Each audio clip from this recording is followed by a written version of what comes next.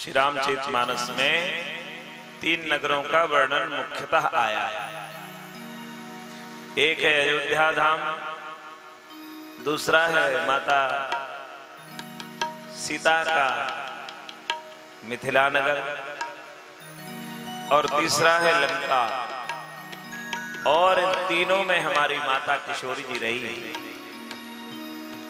तीनों नगरों को 3 तरह से देखा गया है।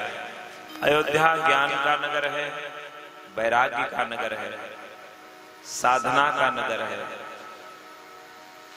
मिथिला प्रेम का नगर है, भाव का नगर है, हृदय का नगर है।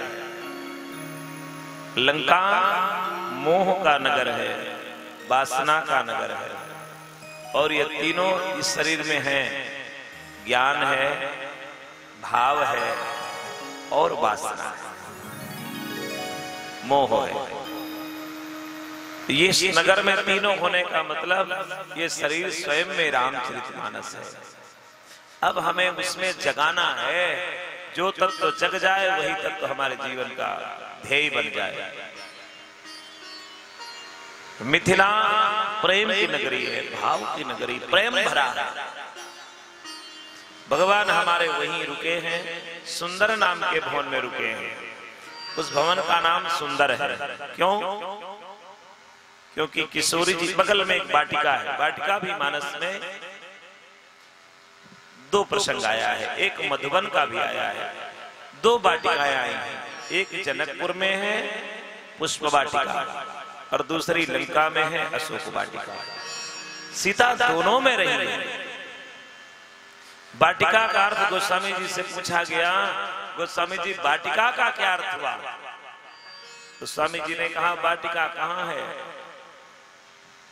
असंत सभा चहु दिशि यमराई, श्रद्धा ऋतु बसंत समगाई। सभा चहु दिशि यमराई, श्रद्धा ऋतु बसंत समगाई। संत सभा चहु दिशि यमराई, श्रद्धा ऋतु बसंत समगाई।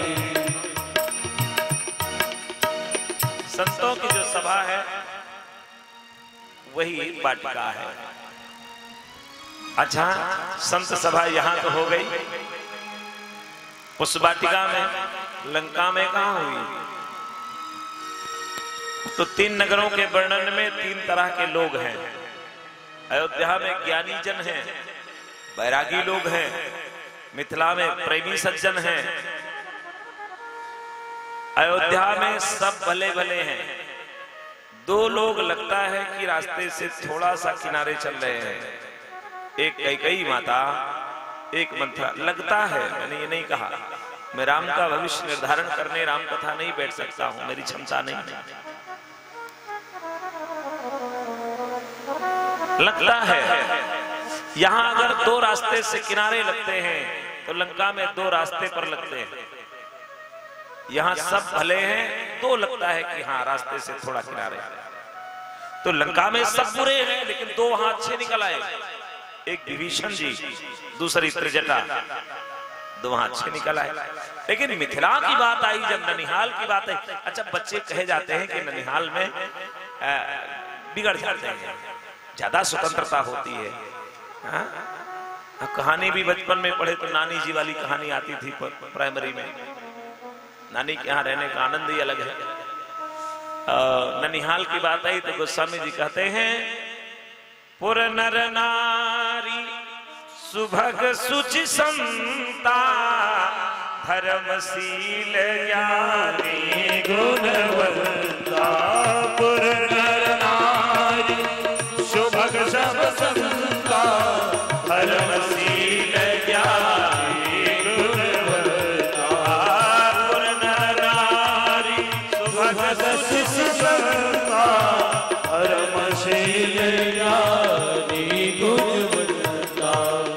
वहां कोई बिगड़ा है ही नहीं। अयोध्या में बिगड़े मिल सकते हैं, मिथिला में सब अच्छे हैं, सब संत स्वभाव वाले हैं, पवित्र संत हैं, सुचि संता धर्मशील ज्ञानी गुणवंता। भगवान वहां है। कहा? सुंदर नाम के भवन में, वाटिका के किनारे एक भवन बना है। वाटिका का समझ गए? जहां संतों की सभा हुआ करती हो, जहां संत जन की सभा हो, वो वाटिका है। संतों के बारे में शायद आपको बता चुके होंगे।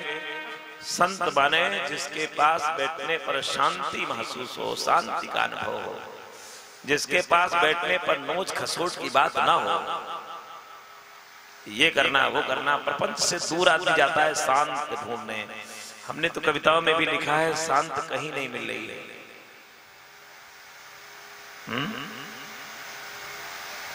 तीर्थ कहां मिलेगा? तो मुझे जो लगा कि तीर्थों में भी शांति नहीं है। वन प्रांतों में उग्रवाद भरा है। जंगल में जाकर बैठोगे मार देगा उग्रवादी, साधना वहां हो ही नहीं सकती। तीर्थों में जाकर बैठोगे पंडा जी ठीक कर देंगे। कहां जाओगे? वहां की कोलाहल परेशान कर देगी। शांति की खोज कहां मिलेगी? घर घर प्रीति का बंधन हो ऐसा ग्राम ढूंढूंगा, श्रद्धा स्नेह का संगम हो ऐसा धाम ढूंढूंगा। माँ की गोद से छीना है किसने शांति सी बाला। सीता शांति समानिता आत्मा रामो विद्यते। सीता माता को शांति कहा गया है, राम जी आत्मा है। इस भाव से सुनिएगा, सीता माता शांति स्वरूप है, राम जी आत्म स्वरूप है।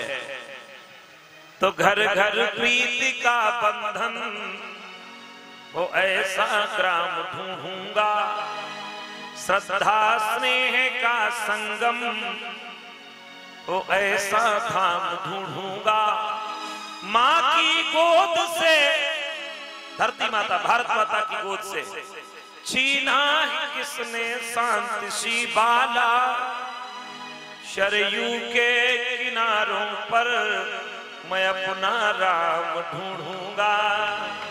शरयू के किनारों पर मैं अपना राम ढूंढूंगा।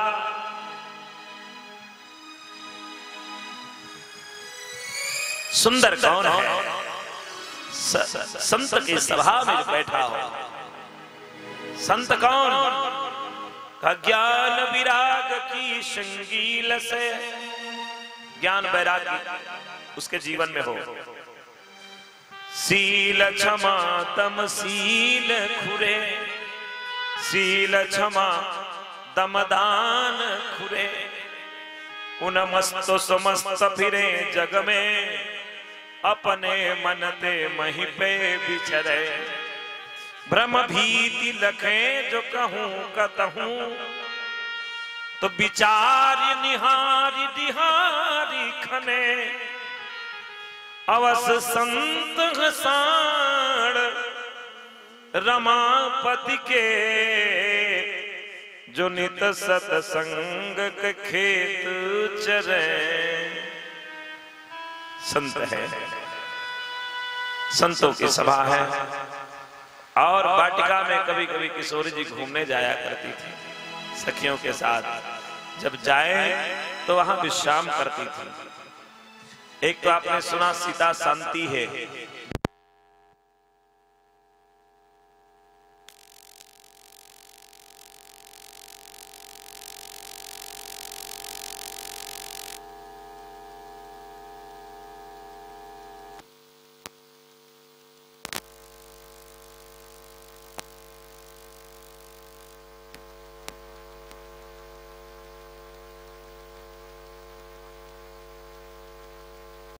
जय राम। एक तो माता सीता शांति है, शांति स्वरूप है। दूसरा रूप माता का है भक्ति स्वरूपा है, साक्षात भक्ति है। तीसरा लक्ष्मी है। चौथा योग की भाषा में तुरीयावस्था है, जिसको योगी लोग चाहते हैं। सीता को सब चाहते हैं, हनुमान चाहते हैं, राम जी चाहते हैं, हम चाहते हैं। हम सब चाहते हैं, रावण भी चाहता है। जिस तरह से लोगों ने चाहा है वैसे ही उनको वैसी मिली। सीता लक्ष्मी है, सीता शांति है, सीता भक्ति है। उस भवन में जाकर भक्ति माता जब दोपहरी हो जाए तो सखियों के साथ वाटिका घूमते घूमते कभी कभी विश्राम करती थी। इसलिए जहां भक्ति विश्राम करती है भगवान वहीं रहते हैं। इसलिए उस भवन का नाम सुंदर भवन है, क्योंकि सुंदरता कहूं सुंदर करई, छवि गृह दीप शिखा जन सुंदरता कहूं सुंदर करई, छवि गृह दीप शिखा जन सुंदरता कहूं सुंदर करई, सुंदरता कहूं सुंदर करई, छवि गृह दीप शिखा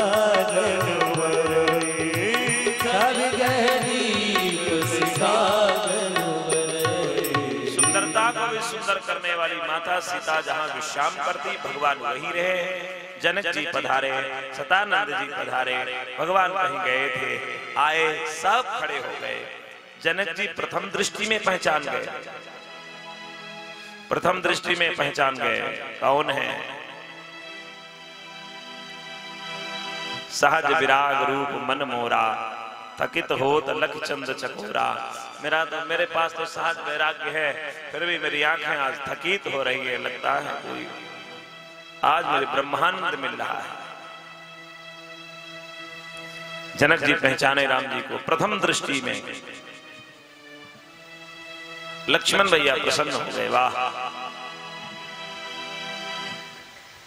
जनक जी के बारे में सुना था, लेकिन आज देखा भी। एक दृष्टि में जो ब्रह्म को पहचान जाए।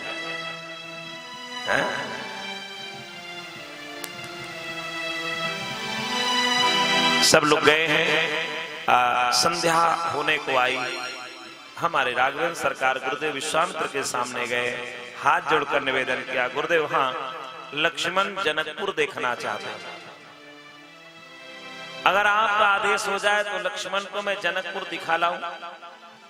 गुरुदेव ने कहा, राम जी एक बात बताओ, आपने कभी जनकपुर देखा है क्या?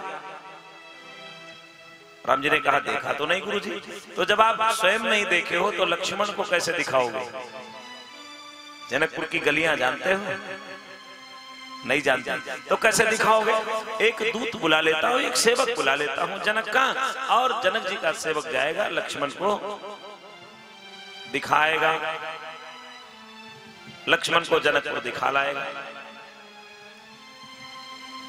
राम जी ने कहा, गुरुजी ये बात तो सही है, लेकिन सेवक जाएगा लक्ष्मण को जनकपुर दिखाने, और लक्ष्मण भैया को अगर कहीं कुछ अच्छा लग गया तो वहीं बैठ जाएंगे, देर हो जाएगी वापस आने में। सेवक में तो ये साहस नहीं है कि वो कह दे चलो शीघ्र गुरुजी को देर हो रही होगी, लेकिन अगर मैं जाऊंगा तो इनको दिखाकर तुरंत ले आऊंगा। नगर दिखाए तुरंत ले आऊं। सनोज बेटा माइक महाराज नहीं साफ दे रहा सही। नगर दिखाए तुरंत ले आऊं, मैं नगर दिखाकर तुरंत ले आऊंगा, देरी नहीं करूंगा। अब साधक लोग बैठे हैं, इसलिए यहां मुझे रुकना पड़ रहा है। गुरुदेव ने जो आदेश किया, दिव्य आदेश है महाराज।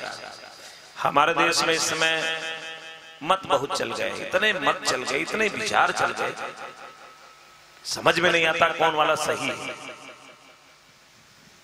सब अपनी दुहाई दे रहे हैं, कोई हरिओम कह रहा है, नमो नारायण कह रहा है, प्रणाम तो गायब हो गया। दंड प्रणाम जो हमारी परंपरा थी वो गायब हो गई, नमस्ते शब्द गायब हो गया। अगर थोड़ा सा भी कहीं किसी आश्रम में गया, दीक्षा ले लिया या वैसे चला गया, तो अपना वहां का अपना मंत्र है, वही प्रणाम है, वही हाय हेलो गायब।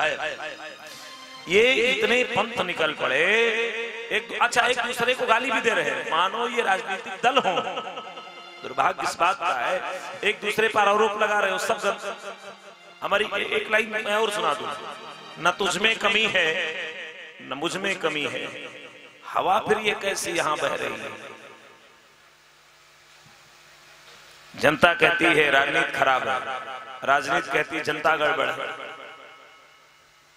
इन दोनों के मध्य में न तुझमें कमी है न मुझ में कमी है, हवा फिर ये कैसी यहां बह रही है। चलो चल के पूछे उदद की लहर से, शहीदों के सपने कहां बुन रही है। क्यों कहां चले गया देश हमारा। यही आज पद पथांतर मत मतांतर लेकर के सनातन कमजोर होता जा रहा है।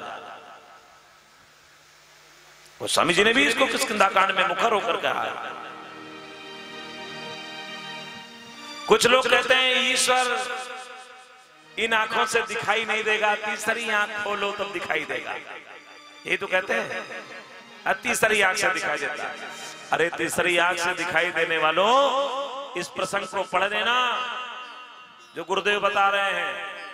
तीसरी आंख भगवान ने बनाई है, तो ये आंख किसने बनाई? तो बटन है कोई की आंख है भी तो भगवान ने बनाई है। वो भगवान ही कैसा जो तीसरे नेत्र से दिखाई दे। मैं तो कहता हूं भगवान इन्हीं नेत्रों से दिखाई दे जाओ। ये भी आपका बनाया हुआ, मेरा नहीं है। अच्छा, बिहारी जी का दोहा पढ़ा होगा ना, उसमें तो बिहारी जी कहते हैं कि मानो काले काले जो इसमें आंखों में गोले बने हैं, मानो हमारे शालिग्राम जी बैठे हैं, तो नित्य निरंतर दर्शन हो रहा है। हाँ,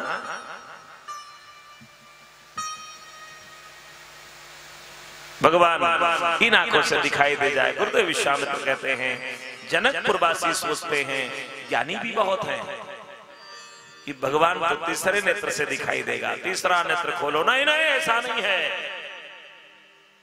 जाहु देखिया बहु नगर, सुख निधान द्वभ भाय, सुफल करहु सबके नयन, सुंदर बदन दिखाए। जनकपुरवासियों का यह भ्रम मिट जाए, उनको पता चल जाए कि भगवान इन आंखों से दिखाई दे सकता है और दिखाई दे रहा है। हाँ? स्वामी नामदेव जी एक मंदिर में जाया करते थे, और मंदिर में जाएं तो संत लोग जब भजन गाएं तो स्वामी जी खूब नाचे, खूब नाचे। जब तक भजन चले खूब नाचे भगवान के सामने। गर्मी का महीना, वापस आने लगे जब नाच करके भगवान के दरबार से, तो पांव में जूते नहीं थे। चले तो धूल, जलती हुई धूल में महाराज के पांव पड़े, जलने लगा पांव। नामदेव जी ने कहा, हे भगवान, हमें क्या जूता नहीं मिलेगा कहीं से? अगर कोई जूता मिल जाता तो पहन लेते हैं, पांव जल रहे हैं। भगवान साक्षात नामदेव जी को दर्शन दिया करते थे। कोई भक्त आया, जूता दे गया, पहन लो नामदेव जी, तुम्हारे चरण जल रहे हैं। जूता मिल गया उस दिन। दूसरे दिन गए मंदिर में तो जूता कोई चुरा ना ले जाए, इसलिए जो भगवान का मंदिर था उसके नीचे जाके छुपा दिया। भगवान के मंदिर के नीचे जूता छुपा दिया, लगे नाचने, भजन चलने लगा। पुजारी जी ने देखा, अरे भगवान के नीचे जूता कौन ले आया, अशुद्ध कर दिया मंदिर। नामदेव जी ने कहा, हम लाए हैं, हमारा। अरे भागो यहाँ से, नाचने आते, चलो यहाँ से भागो। जूता उठाया, पुजारी जी ने भगा दिया। नामदेव जी चले गए, किनारे चले गए, जहां खिड़की थी, खिड़की के किनारे भजन सुन रहे हैं और नाच रहे हैं। वहीं बाहर नाच रहे हैं। ठाकुर जी की मूर्ति घूम गई नामदेव जी की ओर, नामदेव जी की ओर घूम गई। पुजारी जी, अरे ठाकुर जी उधर कहां देख रहे हो, उधर क्यों देखने लगे? तो संतों ने कहा, नामदेव जी नाच रहे हैं, भगवान उनकी नाच देख रहे हैं।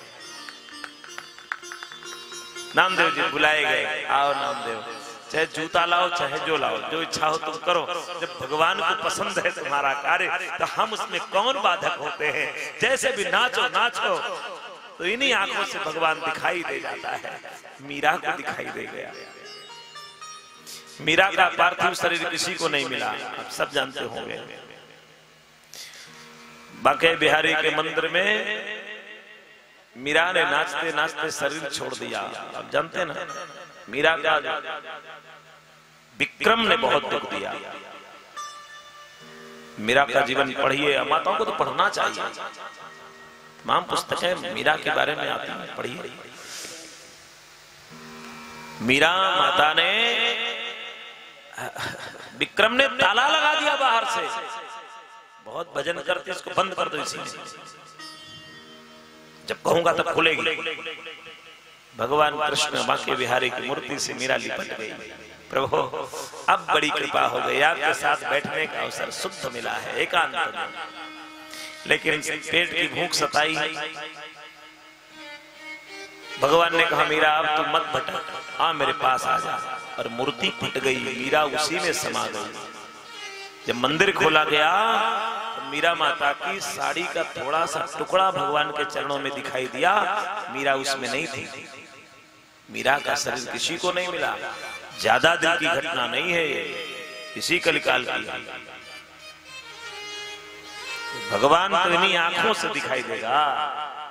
जाओ दिखा दो जनकपुर वासियों को कि मैं आ गया हूं, तीसरे नेत्र की जरूरत नहीं, इन्हीं आंखों से देख लो। भगवान गए हैं और घूम रहे हैं। बच्चों का साथ मिला है जनकपुर में, घूम रहे हमारे भगवान। मिथिला में एक गली से जा रहे थे, कुछ युवतियां अट्टालिकाओं पर खड़ी थीं। एक सखी ने पूछा, बहन हाँ देख रही हूं नीचे कौन जा रहा है? क्या देख रही हूं बहन? इनकी घुंघरारी लटे देख रही हूं, मुखार बिंदु तो दर्शन नहीं कर पा रही हूं। अच्छा जल्दी से चलो नीचे, इनका दर्शन किया जाए, बड़े सुंदर है।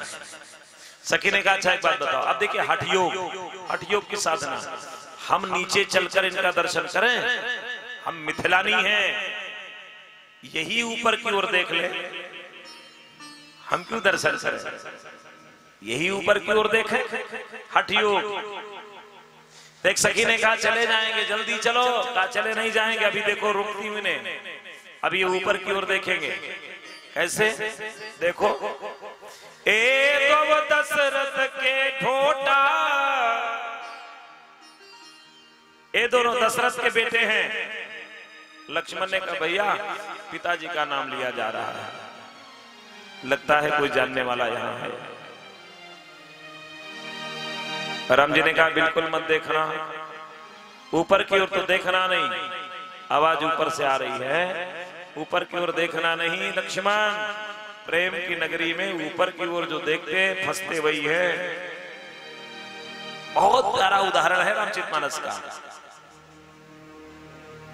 मुखार बिंदु का दर्शन करने वालों में प्रेम हृदय में जगता है और फंस जाते हैं। चरणों का दर्शन करो, देवियां हैं, पूज्य है। नीचे देखने वाला कभी ठोकर नहीं खाता, ठोकर वही खाता जो आसमान देखता चलता धरती पर है। लक्ष्मण प्रेम की नगरी में नीचे देखकर चलो, नीचे देखकर चले। सखी ने कहा देखो ऊपर नहीं देखा। कहा सोच रहे होंगे कि चक्रवर्ती महाराज के बेटे हैं, इनके बाप का नाम कौन नहीं जानता? सब जानते हैं, इसलिए नहीं देखा। अभी इनके माँ का नाम लूंगी तभी देखेंगे। और माँ का नाम लिया, कौसल्या सुत सोगुन खानी, कौसल्या सुत सुत खानी, राम नाम धनु सायक पानी, राम नाम धनु सायक पानी। कौसल्या सुत सुत खानी, कौसल्या सुत सुत खानी,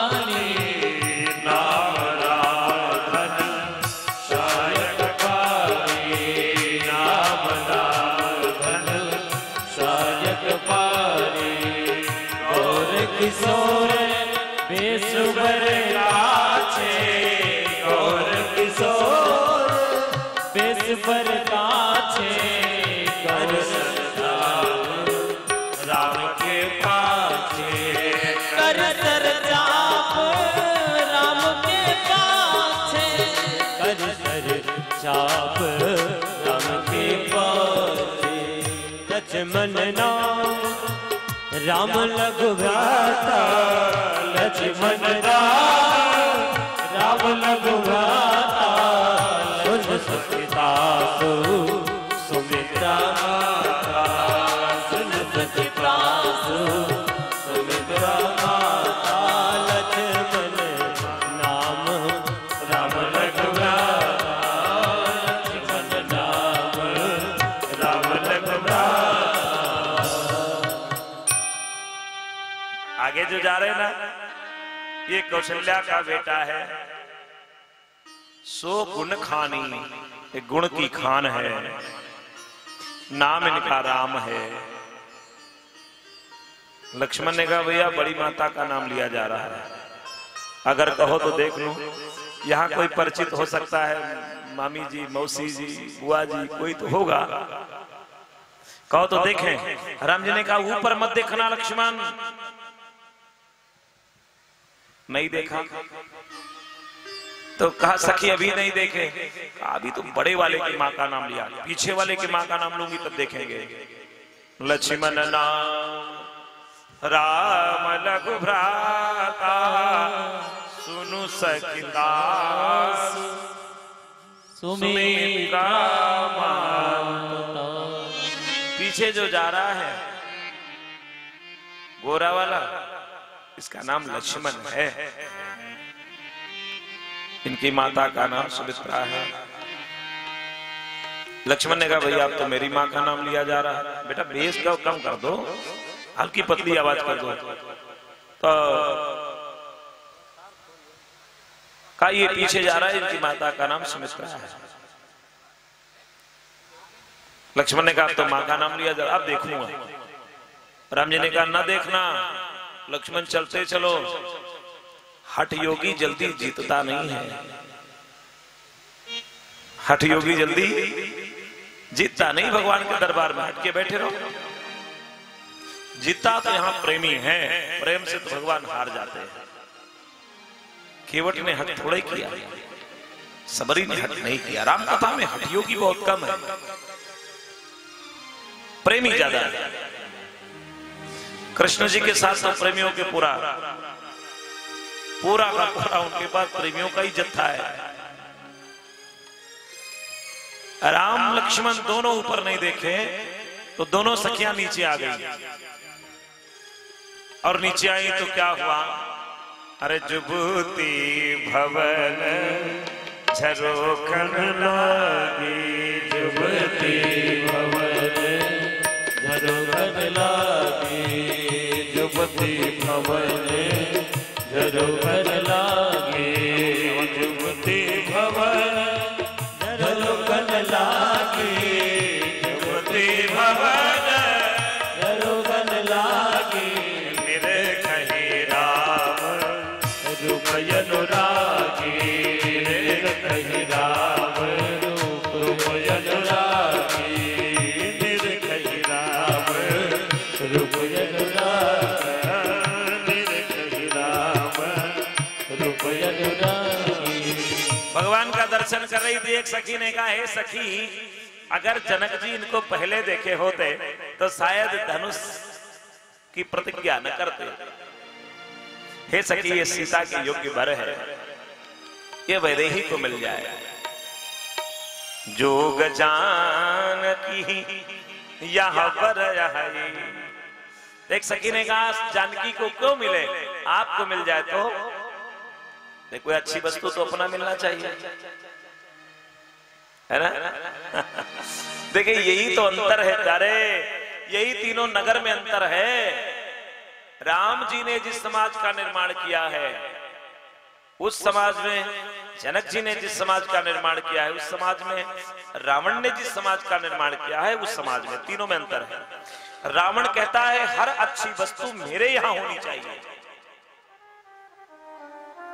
रावण कहता है, ये उनके यहां की न्याय व्यवस्था है। जनक जी की न्याय व्यवस्था है कि जिसकी वस्तु हो उसको मिलना चाहिए। हाँ, प्रमाण दे तो ले जाए, प्रमाण दे और अपनी वस्तु ले जाए। जैसे किसी का कोई सामान गिर गया तो कोई कहे भैया तुम्हारा सामान गिर गया, जिस किसी का हो ले जाए।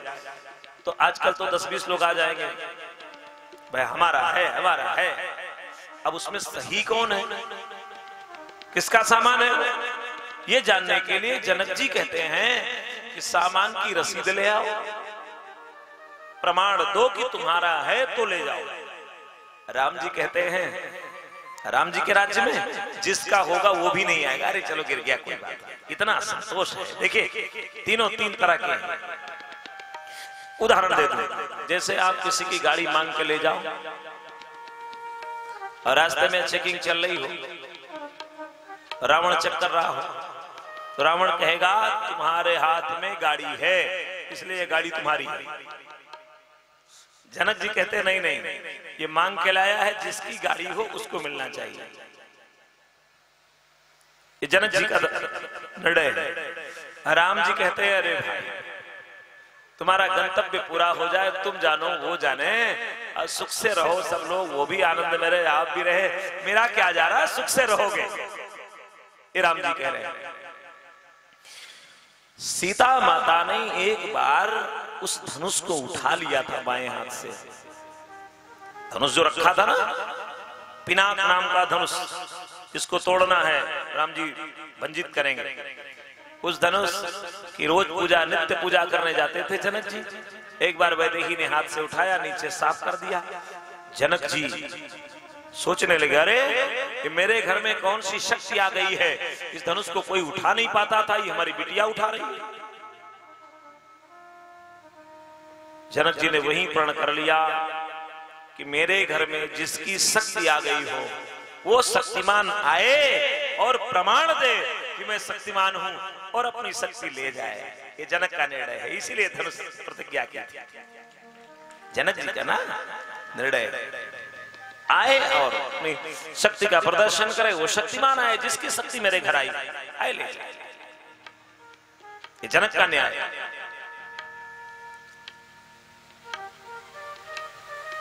तो सखियां कहने लगी ये जानकी की योग्य वर है, उन्हें मिल जाए। एक सखी ने कहा अगर तुम्हें मिल जाए तो हमारे योग्य नहीं है, हम प्रजा की बेटी है, ये राजा का बेटा है, अच्छा नहीं है। जानकी इतनी सुंदर है, ये इतने सुंदर हैं, ये दोनों मिल जाए तो अच्छा। ये जनकपुर का त्याग है, ये जनकपुर का त्याग है। एक सखी ने कहा अगर सीता को ये मिल गए तो तुम्हें क्या मिलेगा? सखी ने कहा हमें इनका दर्शन मिलेगा। अच्छा, वैदेही को विदा कराएंगे और चले जाएंगे, तब क्या मिलेगा? तो कहा तब भी मुझे दर्शन मिलेगा जब जब ये सीता को लेने यहां आएंगे, ससुराल में आएंगे, वैदेही जब मायके आएगी तब सीता को ले जाने के लिए ये दोनों आएंगे, तब इनका दर्शन मैं करूंगी। सखी ने कहा कि वैदेही ससुराल चली जाएगी, तुम्हारा विवाह नहीं होगा, तुम भी तो ससुराल चली जाओगी। सखी ने कहा चली तो जाऊंगी, लेकिन जब कोई पर्व पड़ेगा तब महाराजा जनक लाएंगे वैदेही को, तब हमारे पिताजी भी लाएंगे, और जब तक सीता की विदाई नहीं हो जाएगी तब तक मैं अपनी विदाई नहीं कराऊंगी मायके से। बिना दर्शन किए इनके विदाई नहीं कराऊंगी। एक सखी ने कहा कोई पक्का पता है कि यही आएंगे विदा कराने वैदेही को? अगर महाराजा चक्रवर्ती आ गए तो तब तो आप इनका दर्शन नहीं कर पाओगी। सखी ने कहा मुझे पूरा विश्वास है यही आएंगे। यही क्यों आएंगे? अभी विवाह भी नहीं हुआ, केवल जनकपुर घूम रहे हैं, तब तो हम लोग इतना कुछ कह रहे हैं। विवाह बिना हुए, बिना धनुष भंग हुए तो पूरा जनकपुर घूम रहे हैं। जनकपुर से इनको इतना अनुराग है, तो ये पक्का पता है विवाह हो जाने के बाद ये ससुराल में जरूर आया करेंगे। लेन आई हैं बंधु दो कोटि काम कमनीय। लेने आएंगे तो दर्शन करूंगी। सब सखियों ने कहा ऐसे हो जाए, ऐसे हो जाए। ऐसा कहकर मन में उल्लसित हो करके ही हर सही बर सही सुमन सुमुखी सुलोचनी वृंद जाहि जहां जहां बंधु तव तहां तहां परमानंद। दोनों भाई जहां जाते हैं परमानंद बरसता है महाराज। या तो परमानंद अयोध्या में बरसा था जब भगवान का जन्म हुआ था, और या जनकपुर में बरस रहा है। जन्म हुआ था तब परमानंद पूरी मन राजा, परमानंद पूरी मन राजा। कहा बुलाए बजाव बाजा, कहा बुलाए बजाव बाजा। और या तो आज जनकपुर में हो रहा है, परमानंद बरस रहा है। भगवान घूम कर आए हैं, रात्रि विश्राम हुआ। दूसरे दिन प्रातः काल गुरुदेव भगवान जब नित्य कर्म के लिए आसन पर विराजमान होने को थे, भगवान पहुंच गए। गुरुदेव, हाँ अगर आप आदेश करें तो बगल में वाटिका है, वाटिका से मैं पुष्प ले आऊं। आदेश कर दिया, जाओ वाटिका से पुष्प ले आओ। राम जी चले, लक्ष्मण भैया को साथ लेकर चले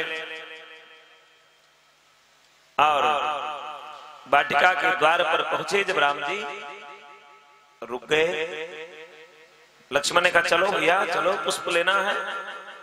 राम जी ने कहा अच्छा सोचिए, अगर यहाँ गोविंद होता तो क्या होता? रुकता, एक क्षण भी रुकता? उसे तो जीवन में रुकने का समय ही नहीं। 15 वर्ष के जब राम जी हुए तो ताड़का का वध किया, और वो तो 6 दिन में पूतना को मार दिया। इनके पास समय कम है, थोड़ा इनके पास ज्यादा है। बहुत धैर्यवान है, धैर्यशाली व्यक्तित्व राम जी हमारे, धीर वीर गंभीर है। और वो थोड़ा सा उतावले हैं, जल्दी निपट जाए, छुट्टी मिले, बाद का जीवन द्वारिकाधीश बन के बैठा जाएगा। मालीजन दौड़े आए, प्रभु हाँ बड़ा सुंदर दर्शन हो रहा है। भगवान ने कहा वाटिका का मालिक माली होता है, माली से पूछना चाहिए। आप मेरे प्रभु हैं, पुस्तक में हमारे यहाँ एक भजन है, अभी हमारे पिंटू जी सुनाएंगे। मालीजन भगवान को रोक रहे हैं, आप मेरे प्रभु हैं बोले हैं। मालीजन भगवान को रोकना चाहते हैं, हे भगवान रुक जाओ, कल चले जाएंगे, हम लोग दर्शन नहीं पाएंगे, हम वाटिका रखाते रह जाएंगे, इस रक्षा में रह जाएंगे। संत सभा के जो सेवक होते हैं वही माली होते हैं। इस वाटिका के मालिक संत सभा के सेवक जन हैं। अब सेवक जन भगवान को कहां पाएंगे? भगवान को चले जाएंगे, अभी तो आज 6 दिन हुआ है, 4-5 दिन की यात्रा और है, हमारे ठाकुर जाएंगे। तो यहाँ जो वाटिका में बैठने वाले संत जन हैं और जो सेवक लोग सेवा में लगे हैं, तमाम भगवान की कथा हो जाए, बड़े मनोयोग से लोग लगे हुए हैं, ये भगवान के लिए व्याकुल होंगे। तब बड़ा अच्छा समय रहा, 11 दिन पूरा हो गया, अब तो मन नहीं लगता है। भगवान को रोक रहे हैं माली जन, हे राम जी रुक जाओ। राम जी चूंकि ज्ञान के नगर से आए हैं और ये प्रेम के नगर के माली हैं, इसलिए प्रेम और ज्ञान दोनों को मिश्रित करके तर्क के द्वारा राम जी को रोक रहे हैं। एक गीत में तर्क है हमारे, राम जी से माली जन तर्क कर रहे हैं। फुलवरिया न जाओ आज दशरथ लला, फुलवरिया न जाओ आज दशरथ लला, फुलवरिया न जाओ आज दशरथ लला, फुलवरिया न जाओ दशरथ लला हो, दशरथ लला हो, दशरथ लला, फुलवरिया न जाओ आज दशरथ लला, फुलवरिया न जाओ आज दशरथ लला, फुलवरिया न जाओ।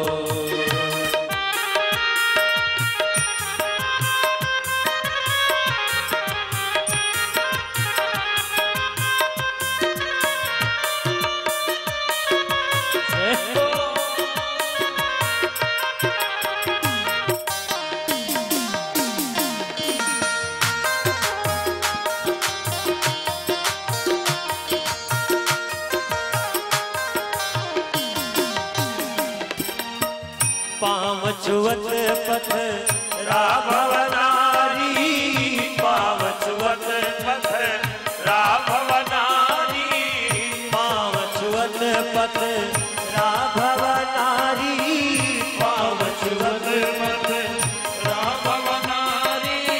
सोचत है हम बिरवा निहारी, सोचत है हम बिरवा निहारी। हथवा लगैते हथवा लगौते जई है चला फुलवरिया नचा, आज दशरथ जना फुलवरिया नचा, आज दशरथ जना फुलवरिया नचा।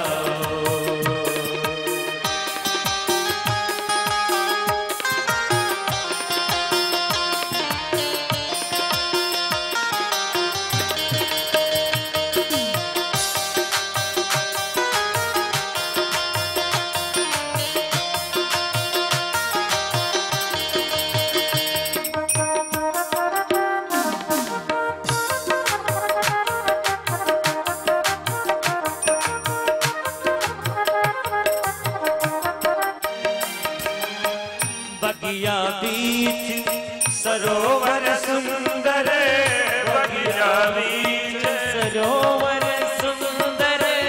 पाँव परी पथ राके ऊपर, पाँव परी पथ राके ऊपर, पाँव परी पथ राके ऊपर।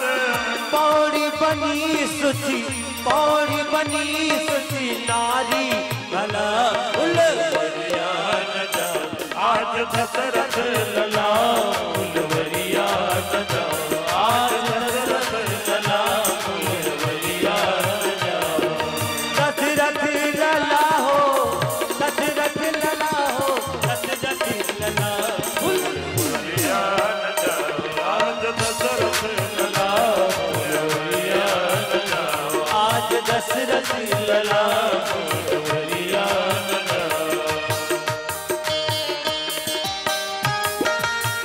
माली जनों ने कहा, प्रभु हमने सुना है आपके चरण के लगते ही चरण धूल से एक पत्थर नारी हो गया। प्रभु अगर चरणों में इतना जादू है तो हाथ में तो बहुत होगा। अगर आपने हमारे किसी पौध को हाथ लगाया और वो पौध स्त्री हो गया या पुरुष हो गया, चला गया, तो हम महाराजा को क्या उत्तर देंगे? लक्ष्मण ने कहा, भैया ये समाचार यहां तक आ गया, ये तो ठीक नहीं है। राम जी ने कहा, माली जनो, हाँ हमारे पांव में जादू है, हाथ में नहीं, हमें जाने दो। प्रभु कैसे माना जाए कि हाथ में जादू नहीं है? भगवान ने कहा, लक्ष्मण एक डाल झुकाओ, हम स्पर्श करें। देखो डाल झुकाया, स्पर्श किया, पौधा नहीं गया। कहा देखो गया? नहीं गया प्रभु, पांव में है, हाथ में नहीं, जाने दो। मालीजनों ने कहा, प्रभु समस्या है अभी। क्या? हमारी वाटिका में एक सरोवर है, सरोवर की जो पौड़ियां हैं ना, सीढ़ियां हैं, वो पत्थर की बनी है। आप वहां जरूर जाएंगे और जैसे आप सरोवर दर्शन करने जाओगे, आपके चरण जैसे पत्थर की सीढ़ियों पर पड़ेंगे, सारी सीढ़ियां स्त्री हो जाएंगे। हे प्रभु, फिर सरोवर बचेगा नहीं। अगर पांव में ही जादू है तो भी मत जाओ। तर्क देखिए मालीजनों का। भगवान ने कहा, लक्ष्मण हम उधर नहीं जाएंगे, हमें थोड़ा सा पूजा के लिए पुष्प लेना है, पूरा वाटिका थोड़े देखना है। हाँ हाँ, उधर नहीं जाएंगे।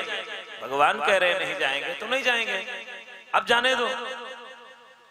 मालीजनों ने कहा, प्रभु समस्या अब भी है। क्या समस्या है? भगवान हमारे यहाँ वाटिका में कुछ तरह के कमल हैं, कुछ प्रकार के कमल हैं। उन कमलों पर भंवरे मंडरा रहे हैं, भ्रमर मंडराते हैं, भ्रमर कमलों को खिलाते हैं। अगर आप गए तो सारे भंवरे आपके पीछे पड़ जाएंगे और सब वाटिका के बाहर चले जाएंगे, तो कल से हमारे यहाँ कमल नहीं खिलेगा। भगवान ने कहा, क्यों चले जाएंगे? कहा, प्रभु इसलिए कि हमारे पास तो कुछ प्रकार के कमल हैं, अब आपके पास तो पूरा पूरा कमल है। नव कंज लोचन, कंज मुख कर, कंज पद, कंज आरुणम, हस्त कमल, पद कमल, नयन कमल, मुख कमल, इतने कमल जैसे पाएंगे मेरे भंवरे चल पड़ेंगे। हाँ, नहीं रुकेंगे। कल से तो पुष्प खिलना बंद हो जाएगा वाटिका में, तो हम माली किस चीज के रह जाएंगे, हमारी तो नौकरी जाएगी। मत जाओ प्रभु। भगवान ने कहा लक्ष्मण तो शेषावतार है ना, हाँ भौरों को रोक सकते। अरे प्रभु एक बार में, एक फूंक में भौरे उड़ जाएंगे, उधर नहीं आने दूंगा। ठीक है, लक्ष्मण नहीं आने देंगे, अब जाने दो। माली जनों ने कहा प्रभु अब भी समस्या है। अब क्या समस्या है? आपके चरण प्रभु इतने कोमल हैं कि रात्रि में किसी पुष्प की पंखुड़ी गिरी होगी, आपके चरण अगर पड़ गए तो पंखुड़ी जहां आपके चरणों में लगेगी, आपके चरण घायल हो जाएंगे, घाव हो जाएगी। इसलिए हे प्रभु मत जाओ वाटिका में। भगवान ने कहा मेरे चरणों की इतनी चिंता तुम्हें? हाँ प्रभु, आपके चरण कमल की बड़ी चिंता है, आपके चरण घायल होंगे। भगवान ने कहा इतने कठोर तो हमारे चरण नहीं है। तो माली जनों ने कहा प्रभु आप जानते हैं आपके चरण इतने कठोर नहीं है, अब चरण हमारे हैं, जानोगे आप? हाँ प्रभु हम जानेंगे। कैसे? भगवान एक बात मुझे याद है, क्या? सबसे कोमल कमल है, कमल, और कमल पुष्प ब्रह्मा का बनाया नहीं है, ब्रह्मा का भी पिता है कमल। कमल पुष्प भगवान का बनाया है, ब्रह्मा की सृष्टि का नहीं है। कमल पर ही तो ब्रह्मा का जन्म है, तो कमल तो भगवान बनाते हैं। बालक का जन्म तो बालक को बनाना ब्रह्मा का कार्य है, लेकिन बालक को गर्भ में भोजन देना यह कार्य भगवान का है। और बालक जब जन्म लेता है तो एक नाल होता है, नाल लगा होता है, बिल्कुल कमल के रूप में होता है, कमल जैसा दिखाई देता है। वो भगवान का बनाया है, उसी से भोजन जाता है उसको। बड़ी लीला है प्रभु की हमारे भगवान। हाँ अब मत जाओ, आपके चरण सबसे कोमल होता है कमल। अब कमल पर बैठा कौन है? लक्ष्मी जी। इसका मतलब कमल से अधिक कोमल है लक्ष्मी, तभी तो बैठी हैं। कमल मुरझाता नहीं है, कमल टूटता नहीं है, माता जी बैठी हैं। और वे लक्ष्मी जी जब क्षीर सागर में आपके चरण दबाते, उन लक्ष्मी जी का सबसे ज्यादा कोमल, लक्ष्मी जी तो कमल से भी कोमल, और लक्ष्मी का सबसे अधिक अंग कोमल है हस्त कमल। हाथ कमल माता जी का और कोमल है। और वह हस्त कमल जब आपके चरण कमल की सेवा करते हैं, माता लक्ष्मी जब आपका चरण दबाती हैं, तो आपके चरण प्रभु लाल लाल हो जाते हैं। अब बताओ कमल ज्यादा कोमल है या आपके चरण ज्यादा कोमल है? तो आपके चरण बहुत कोमल है, कोई पंखुड़ी गिरी होगी तो आपके चरण में लग जाएगी। प्रभु ना जाओ। भगवान ने कहा लक्ष्मण एक पंखुड़ी लाओ, कहीं गिरी हो, पुष्प की पंखुड़ी लाए, चरण रखा। इतनी दूर पैदल चल के आया हूं, चरण कठोर हो गया, अब तो जाने दो। माली जनों ने कहा प्रभु अब भी समस्या है। अब और बड़ी समस्या आ गई। क्या? हमारी वाटिका में किशोरी जी सखियों सहित आ रही हैं, और जब कोई स्त्री आ जाए ना तो पुरुष का प्रवेश वर्जित है। अब आप बिल्कुल नहीं जा सकते। राम जी ने कहा ये तो निर्णय ठीक नहीं है आपका। क्यों? आपकी वाटिका में तो पुरुष पहले से बैठा हुआ है। कौन? सूर्य भगवान आए तभी तो कलियां खिली। सूर्य भगवान हमारे, मैं उनके वंश का हूं, बाबा जी पहले आए तभी तो कलियां खिली। माली जनों ने हाथ जोड़ लिया, प्रभु क्षमा करें, हमारी वाटिका में सूर्य नहीं आए तो कलियां कैसे खिली? प्रभु सूर्य नहीं आए, उन्होंने अपनी बिटिया किरण को भेजा है, पुरुष है ही नहीं। अब आप नहीं जा सकते। भगवान ने कहा अभी अभी तुमने कहा है कि तुम्हारी वाटिका में भंवरे हैं। हाँ है, तो भंवरे पुरुष नहीं? हाँ है। माली निरुत्तर हो गए हमारे रागवेश से।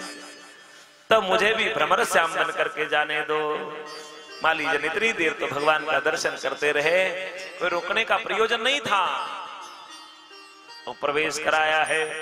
चहु दिशि चितय पूछी मादी कन, लगे लेन दल फूल मुदित मन। पूछ करके पुष्प उतारने लगे। उसी समय किशोरी जी आ रही हैं सखियों सहित। यहीं से माता किशोरी जी का हमारे चरित्र रामचरितमानस में प्रारंभ होता है। बोलो सीता माता की। दोनों वाटिका में सीता माता रही हैं, चाहे वो जनक की पुष्प वाटिका हो, रावण की अशोक वाटिका हो, दोनों का अर्थ बड़ा प्यारा है। जनक की जो पुष्प वाटिका है संत का समाज है, यहां श्रद्धा ऋतु बसंत है, श्रद्धा बसंत ऋतु है। यहां सीता सखियों से घिरी है, अशोक वाटिका में सीता राक्षसियों से घिरी है। ये प्रेमी की वाटिका है, वो मोह की वाटिका है। यहां जीवन की प्रफुल्लता है, वहां शोक है। यहां सीता ने राम जी का दर्शन करके आंखें बंद कर ली हैं, वहां बंद किया लेकिन बाहर से जंजीर भी चढ़ा दिया, हम निकल ही नहीं सकते। लोचन निज पद जंत्रित जाहि प्राण के ही बाट। यहां श्री सीताराम जी का मिलन होता है, उस वाटिका में वहां बिछोह होता है, मोह की वाटिका में बिछोह होता है, प्रेम की वाटिका में मिलन होता है। ये एक साधक की वाटिका है, एक तपस्वी की वाटिका है, एक ज्ञानी की वाटिका है, एक प्रेमी की वाटिका है, वो मोह की वाटिका है, वासना की वाटिका है, द्रोह की वाटिका है, अपराध की वाटिका है। सीता सब में है, बहुत अंतर है।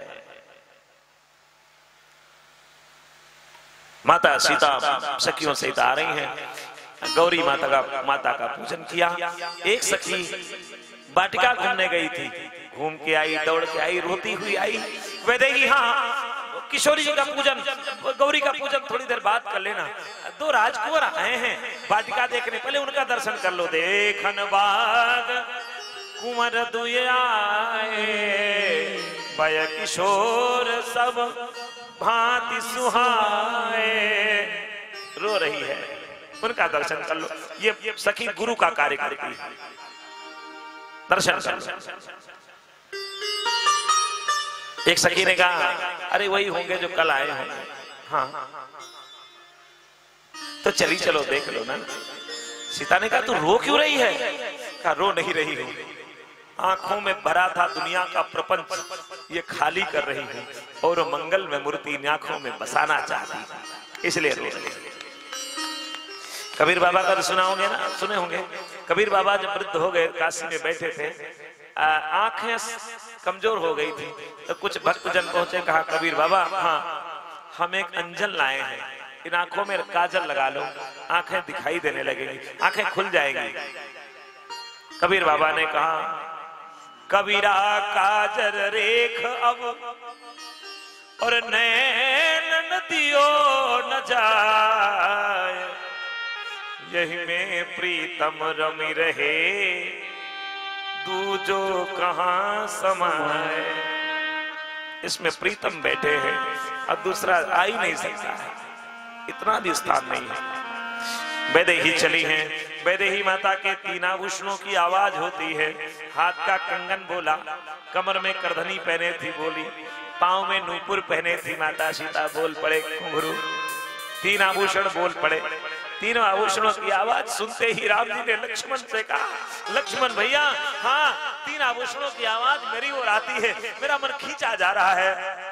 कंकन किंकिन नूपुर धुन सुनी, कंकन किंकिन नूपुर धुन सुनी, कंकन किंकिन नूपुर धुन सुने, कंकन किंकिन नूपुर धुन सुने, कंकन किंकिन नूपुर धुन सुने, कंकन किंकिन नूपुर धुन सुने, हाथ लखन सन राम हृदय गुनि, हाथ लखन सन राम हृदय गुनि, मानव मदन दुंदुभी, मानव मदन दुंदुभी, मनसा बेस विजय कागिनी, मनसा बेस विजय कागिनी। मानो कामदेव ने आज चढ़ाई कर दिया हो मेरे ऊपर। लक्ष्मण मेरा मन उधर खींचा जाता है। क्या अर्थ हुआ? हाथ का कंगन समर्पण का प्रतीक है। कंगन चूड़ियां माताएं क्यों पहनती हैं?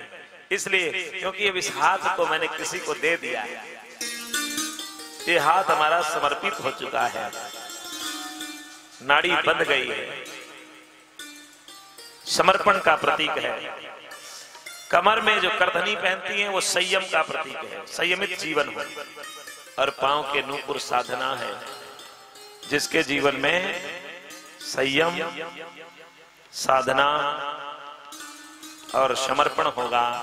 भगवान कहते हैं वो मेरी ओर आए ना आए, मेरा ही मन उसकी ओर चला जाता है। माता सीता पहुंची हैं और जैसे राम जी को देखा वैसे आंखें बंद हो गई। आज भी तो वही हो रहा है। मंदिर में दर्शन करने जाते, हाथ जोड़ते, जैसे सिर झुकाते, आंखें बंद होती कि नहीं? बोलो, क्यों बंद होती? जब दर्शन करने गए हैं तब आंख क्यों बंद कर रहे हो? आंखें कह रही हैं कि अब तक दुनिया देखी है, दुनिया देख चुके, अब प्रभु का दर्शन हो रहा है, अब काहे दुनियादारी? अब तो इनको हृदय में उतार लो और नित्य दर्शन करो। लोचन मगरा मही बुर आनी, लोचन मगरा मही बुर आनी, नव पलक कपाट सयानी, नव पलक कपाट सयानी। आंखें बंद कर ली माता ने, दर्शन करके सीता माता ने आंख बंद कर ली। लक्ष्मण को लगा अरे हमको तो देखा नहीं, भैया को देखा, हमको नहीं देखा। लगता है माता जी हमसे क्रोधित हो गई। क्या हुआ? इसलिए सोच रही होंगी प्रातः काल का समय, भगवान ठाकुर जी की सेवा पुजारी ने नहीं की, वैसे लेकर चले आए वाटिका में। मैं तो पुजारी हूं, पुजारी के ऊपर शायद क्रोधित हो गई। लाओ सेवा कर दूं भगवान की। भगवान को लेके एक लता कुंज में एक पुष्प का गुच्छ तोड़ा, भगवान के सिर में लगाने लगे। राम जी ने कहा क्या कर रहे हो? लक्ष्मण भैया ने कहा अभी तक आप जो कुछ बोल रहे थे मैं चुप था, अब जो मैं कर रहा हूं प्रभु थोड़ी देर चुप रहो। पुष्प गुच्छ लगाया, दौड़े गए, कहीं मोर का पंख पड़ा था। राम जी भी मोर का पंख लगाए हैं, लेकिन विवाह के पहले मोर का पंख पड़ा था। मोर के पंख से कहा चलो, मोर के पंख ने कहा कहां? लक्ष्मण भैया ने कहा यहां तुम पड़े ही क्यों? तो मोर के पंख ने कहा मैं मोर के पीछे पड़ा था इसीलिए यहां पड़ा। रामचरितमानस में मोर क्या है? मानस का मोर क्या है? सनोज तुम्हारा माइक सादा है, थोड़ा सा लगाओ कहीं से। मोर का पंख क्या है?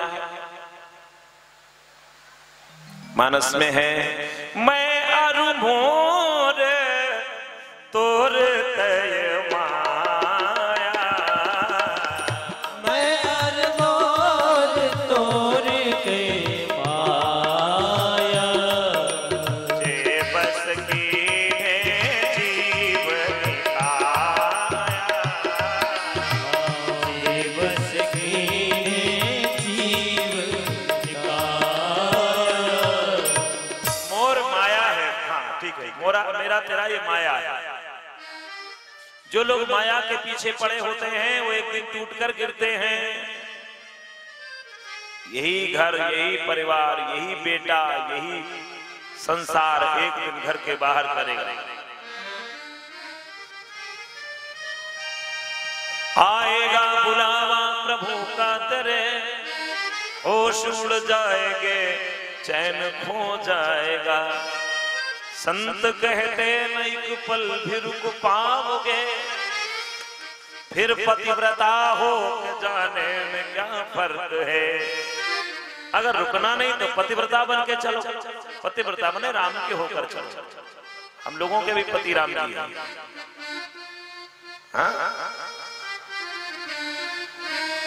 पतिव्रता होकर चलो, रुकना नहीं।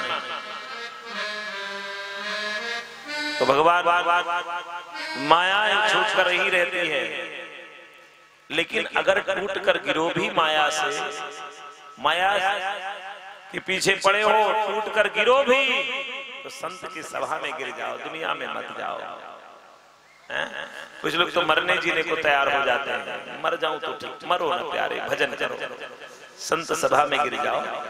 संत की सभा में गिरे हो, वाटिका में गिरे हो मोर पंख, इसलिए लक्ष्मण भैया उठा करके भगवान के मस्तक पर लगा देंगे। अगर संतों की सभा में गिरे हो तो भी भगवान उठा कर अपने सिर पर सजा लेंगे, भगवान सिर पर रख लेंगे। इसलिए जब भी गिरो संत की सभा में आओ, वाटिका में बैठो, गिरो। बढ़िया सा सीता जी ने आंखें खोली, देखा कहाँ गए दोनों। तब तक लक्ष्मण भैया ने लता भवन से भगवान को, ठाकुर जी को सजा कर बढ़िया प्रकट कर दिया। लता भवन ते प्रकट भे तेहि अवसर दो भाई। दर्शन हुआ।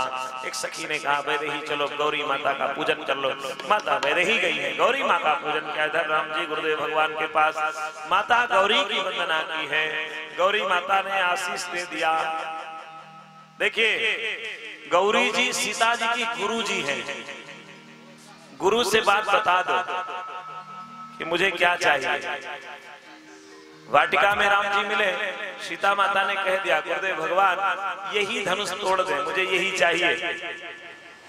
गौरी माँ ने आशीष दे दिया, जाओ मन जाही राज्य मिलहि सोबर सहज सुंदर सावरो करुणा निधान सुजान शील स्नेह जानत रावरो।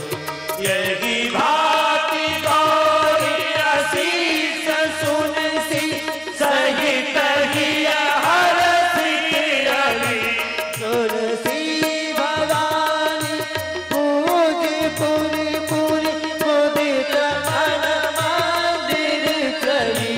तुलसी भवानी पूज पुरि पुरि मुदित मन मंदिर चली।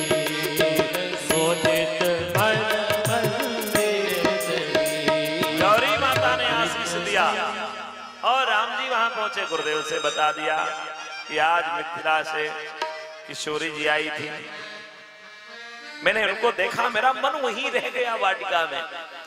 गुरुदेव ने भी आशीष दे दिया। यहाँ तो सीता माता के गुरु ने आशीर्वाद दिया और वहां राम जी के गुरुदेव ने आशीष दे दिया।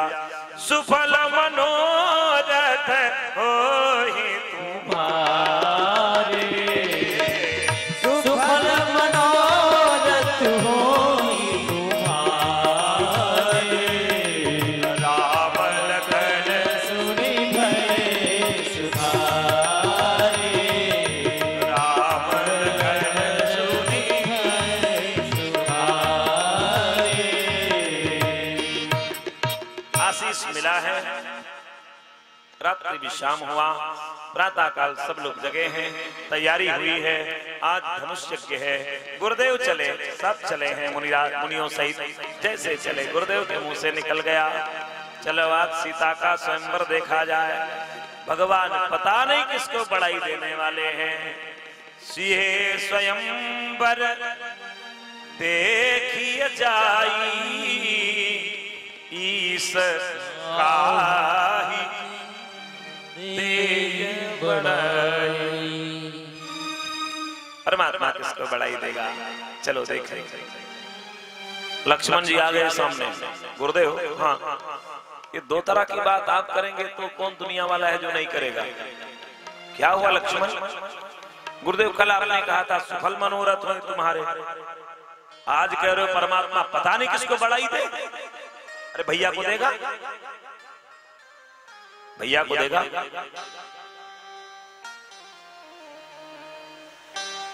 गुरुदेव ने कहा लक्ष्मण पीछे की बात आपने नहीं सुना, आगे आधी चौपाई सुनी। इस गाय दो दे बड़ाई। पहले क्या कहा मैंने? काशी स्वयं बर देखिए जाए। लक्ष्मण हाँ, अभी तक रामचरितमानस में सीता स्वयंवर शब्द नहीं आया था। अभी तक सीता स्वयंवर शब्द नहीं आया, धनुष यज्ञ आया, चाप मख आया, सीता स्वयंवर तो नहीं आया। स्वयंवर तो वही होगा जिसमें बिटिया अपने वर का स्वयं वर्ण करे।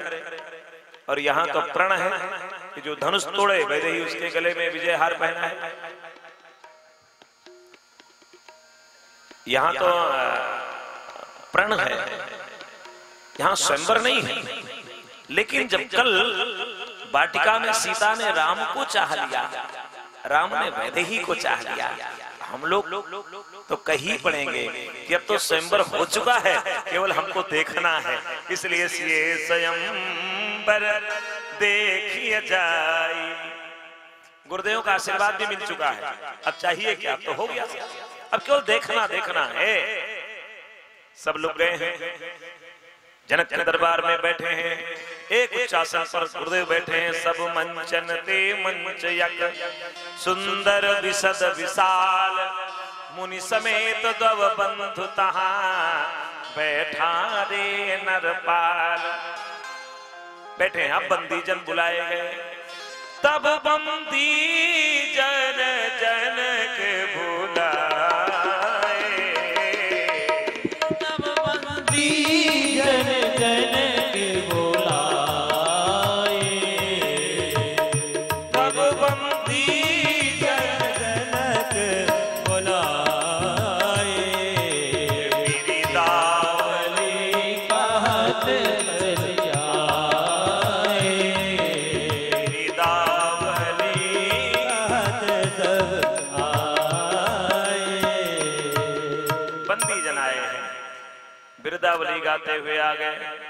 बंदी जन भी चाहते हैं कि जो किशोर बैठा है, राम जी बैठे हैं, लक्ष्मण बैठे हैं, अब ये प्रण का कुछ मतलब नहीं बचा, अब इनका विवाह हो जाए।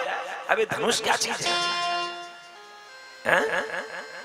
अब तो हो जाना चाहिए विवाह। तो बंदी जनों ने बड़े व्यंजक रूप से कहा, साहित्य के का सीधा अर्थ लेना ये अविधा है। गोस्वामी जी कुछ कहने जा रहे हैं, वो लाक्षिक अर्थ दे रहे हैं, बड़ा व्यंजक अर्थ दे रहे हैं, अर्थ कुछ निकल रहा है चौपाई का। बंदी जन बोल रहे हैं, बंदी जनों ने कहा सुनो, हम जनक जी का प्रण बताने जा रहे हैं, देश देश के राजा उपस्थित हैं।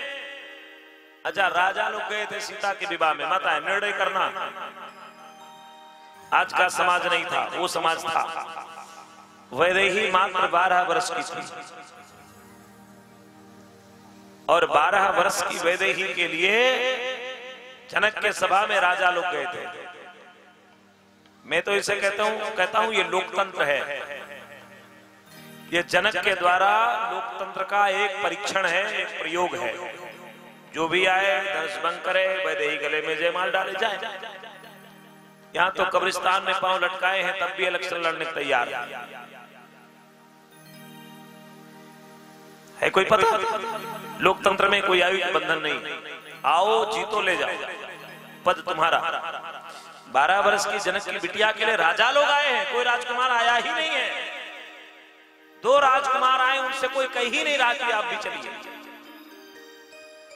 कोई नहीं कहा। जनक जी भी नहीं बोले, देश देश के भूपति नाना आए सुने हम जो प्रण ठाना। भूपति राजा वही होगा जिसके विवाह हो गए होंगे। अब इतने विचारवान लोग आए हैं कि विवाह हो गया, राजपद मिल गया, राजा बन गए, फिर भी 12 वर्ष की कन्या को लेने के लिए, विवाह के लिए फिर पधारे। इनका विचार है, इन राजाओं का कैसा विचार है बोलो? है उच्च विचार के लोग, वो भी जनक की सभा में। लेकिन जनक को अपने भगवान पर अटूट विश्वास है, सृष्टि की प्रक्रिया पर विश्वास है, सृष्टि के सृजन पर विश्वास है, वैदेही पर विश्वास है, भगवान पर विश्वास है। जनक बंदी जनों ने कहा खबरदार, अगर कोई धनुष के पास गया तो ठीक नहीं होगा। राजाओं ने कहा क्यों? जनक जी भी दौड़े, कहा यही मैंने कहा है। बंदी जनों ने कहा हमारा क्षमा करें, हम आपकी ही बात कहेंगे, लेकिन थोड़ा घुमा के कहेंगे। कैसे? कोई अगर गया धनुष के किनारे तो ठीक नहीं होगा। किसका नहीं ठीक होगा? तुम्हारा खुद का नहीं ठीक होगा। राजाओं, जो ये धनुष रखा है क्या है? देखो मेरे भाई बहन, धनुष को मस्तिष्क में रखना। राम जी इस धनुष को अहंकार कहते हैं। अहंकार टूट जाए तो सीता और राम मिलना नहीं है, मिले हुए बैठे, विवाह नहीं होना। विवाह तो हो चुका है, मेरा अहंकार ही कहता है विवाह होना है। धनुष अहंकार है। लक्ष्मण भैया कहते हैं धनुष अंधकार है, अंधकार छट जाए, पता चल जाए सीता और राम तो एक हो गए। बंदी जन कहते हैं ये धनुष राहु है, ये राहु हट जाए तो सीता का मिलन राम से हो जाए।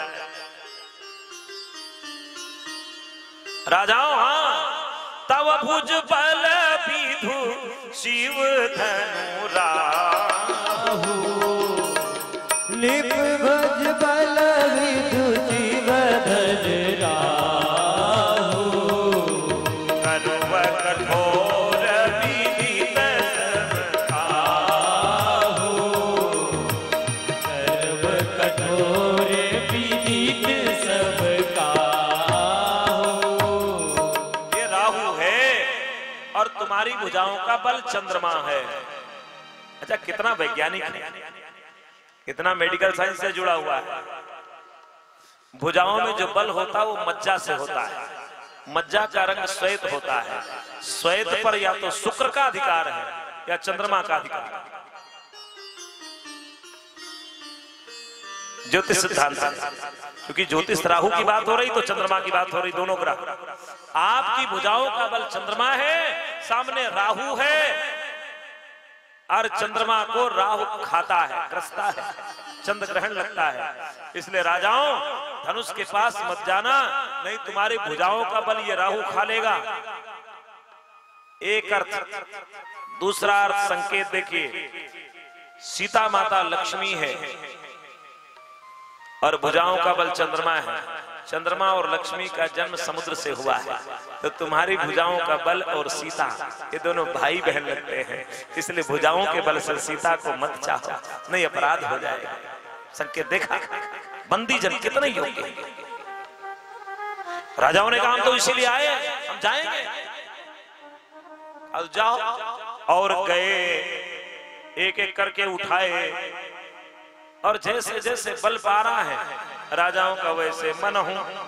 पाय भट बाहुबल अधिक अधिक गरुआए।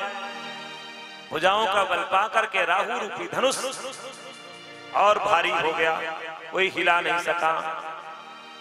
रहब चढ़ाव तोरब भाई, और तिल भर भूमि न सके छड़ाई।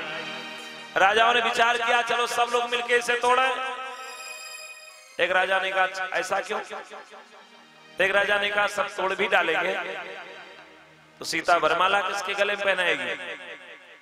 एक राजा ने कहा समस्या पहले दूर हो, ये धनुष समस्या है, सीता के विवाह में समस्या है, बाधक है।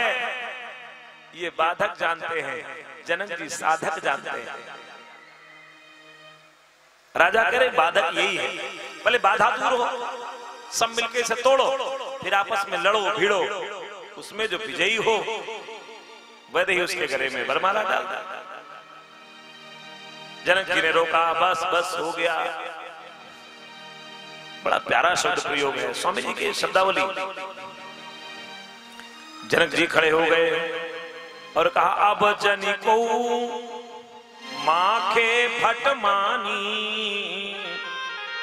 ए वीर लोगों, अब कोई माखना नहीं, माखना मतलब बुरा मत मानना।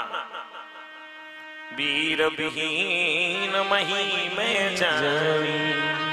कोई नहीं माखा, कोई नहीं माखा, सब अपनी औकात जानते थे। परीक्षण हो चुका था, माखे तो कैसे, हार के बैठे हैं। हारे लोग नहीं मांगते, जीते ही लोग मांगते हैं। एक माखा, जैसे कहा माखना नहीं वैसे माखे लखन कुटिल भई भूमि। माखे लखन कुटिल भई भूमि। रत पट भर कद नयन पर पर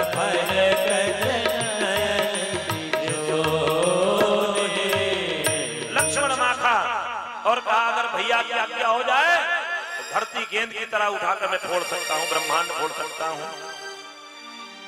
और ये धनुष क्या है? तोरम छत्रक दंड जिमि तब प्रताप बलना। भगवान ने धीरे से कहा, लक्ष्मण इतने बलवान हो, छाते के डंडे जैसा तुम इसे तोड़ सकते हो? लक्ष्मण ने कहा, भैया ये मैंने कब कहा कि मैं इतना पहलवान हूं? कह तो रहे हो तोरम छत्रक दंड जिमि। लक्ष्मण ने कहा, तोड़ तो सकता हूं, लेकिन तब प्रताप बलनाथ, तुम्हारा प्रताप मिले तो तोड़ सकता हूं, और अगर प्रताप न मिले तो कुछ हिल नहीं सकता अपने स्थान से। बुला लिया, आ जाओ। गुरुदेव को लगा अब समय है अच्छा। गुरुदेव ने आदेश किया है राम जी को। राम, हाँ, उठहु राम भंजहु भव चापा, उठहु राम भंजहु भव चापा, मेटतात जनक परितापा, सुनि गुर बचन चरण सिर नावा, परस विषाद नख चूर आवा,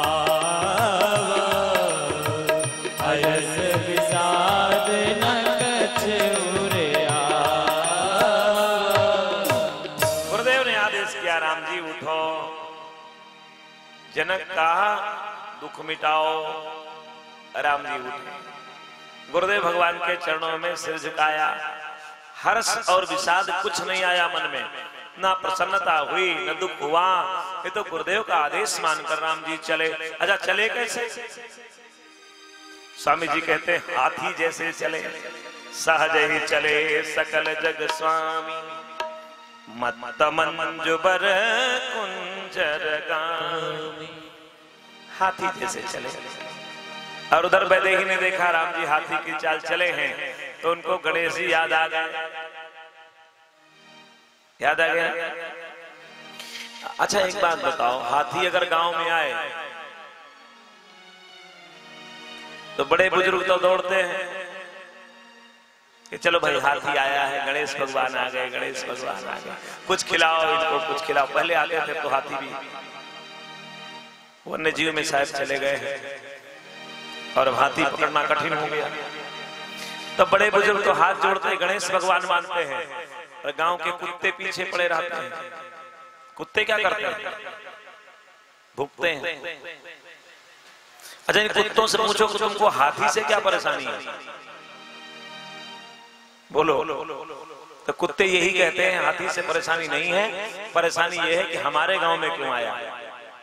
एक कुत्ता अपने क्षेत्र में दूसरे कुत्ते को नहीं आने देता है। यही तो है। और जो व्यक्ति ऐसा कर रहा हो कि अपने परिक्षेत्र में दूसरे को ना आने दे, वो अभी तो वही कहा जाए, मेरे गांव में हाथी ना आया था कोई समस्या नहीं। अच्छा, राम जी हाथी जैसे क्यों चले? इसलिए चले कि कुछ राजा भूख रहे थे, ये उठाने चले, और कुछ अच्छे राजा थे, मंगल मूर्ति का दर्शन कर रहे थे। राम जी न तो मंगल मूर्ति दर्शन करने वालों की ओर देखते हैं, न भूखने वालों की ओर देखते हैं। हाथी न तो हाथ जोड़कर खड़े रहो उनको देखता है, न कुत्तों को देखता, अपनी मस्ती में चला जाता है। वो समझता है ये दोनों मेरा कुछ नहीं करने योग्य, न हाथ जोड़ के हमको कुछ कर सकता है, और नहीं भूख के मेरा कुछ कर सकता है। इसलिए सीधे राम जी जा रहे हैं। माता सीता को गणेश भगवान याद आ गए। गणेश भगवान से कहने लगे, हे गणेश भगवान, धनुष को हल्का कर दो। गणेश जी ने कहा, वैदेही हमसे कह रही हो? हाँ, आपसे कहा जा रहा है। हे गणेश भगवान, गणनायक वरदायक देवा, आज लगे कीन्हिम तुई सेवा, सुफल करहुआ पन सेवकाई, करहित हरहु चाप गरुवाई। गणेश जी ने कहा, हमसे कह रही? वैदेही एक बात बताओ, अगर मैं हल्का करना जानता तो पहले तो स्वयं हल्का हो जाता। गणेश जी कोई हल्के देवता है क्या? बड़े भारी। तो मैं तो इसे वजन इसका कम नहीं कर पाऊंगा। सीता ने कहा प्रभु आप ही तो वजन कम करना जानते हो। कैसे? आप इतने भारी शरीर से, तुम्हारी छोटी सी सवारी, और जब सवारी पर बैठते होंगे आप अपना वजन कम करके बैठते होंगे, नहीं तो सवारी बेचारी बचेगी। गणेश जी की इसीलिए छोटी सवारी है कि गरीब के घर के कोने में भी चली जाए और धनी के घर में भी घूम आए, क्योंकि गणेश मंगलकारी देवता है। गरीब के घर में भी मंगल होता है और धनी के घर में भी मंगल होता है। अंतर इतना होता, चार पंक्तियां हमारी सुनिएगा। अंतर इतना है कि हम वसनहीन थे। पैदा जब हुए तो हम कपड़ा पहनकर नहीं पैदा हुए। हम वसनहीन थे, तुम वसनहीन थे। हम भी तन छीन थे, तुम भी तन छीन थे। आप में मुझ में अंतर यही था सखे। जन्म से तुम धनी और हम दीन थे। तुम्हें खिलौना सोने का मिला, मुझे माटी का मिला। अंतर यही। तुम जहां से चले थे वहीं से चला। देर में ही सही किंतु आकर मिला। आप में मुझ में अंतर यही हो गया। आप में मुझ में अंतर यही हो गया। मंच मुझको मिला, तुमको माइक मिला। हम मंच पर बैठे रह गए, तुम बोलते रह गए। अंतर यही है। चांद सूरज हवा ये सितारे रहे। रैन अंधियार मेरे तुम्हारे रहे। आप में मुझ में अंतर यही था सखे। बीच में तुम रहे, हम किनारे रहे। अंतर यही हुआ। और हम सब वहीं से आए हैं, वहीं जाना है। यात्रा है, प्लेटफार्म है। बस बिछाने वाली पन्नियां अलग अलग हैं। बिछा के तुम गद्दे पे लेट सकते हो, कोई पन्नी पे लेट रहा है। ये प्लेटफार्म की दशा है।